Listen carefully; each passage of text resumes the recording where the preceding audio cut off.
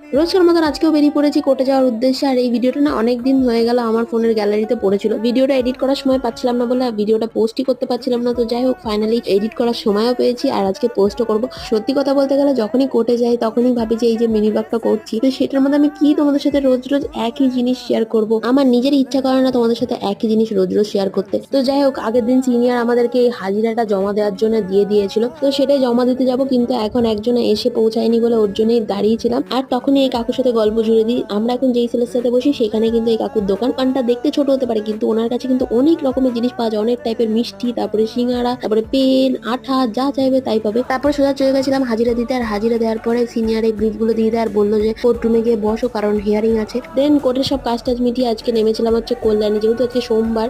তো সোমবার দিন আমার পড়া থাকে, তো সেই কারণে পড়াটা কমপ্লিট করে এখন যাচ্ছে হচ্ছে বাড়ির উদ্দেশ্যে। তো আজকের ভিডিওটা ছিল এইটুকুই। তো চলো আজকের মতন বাই।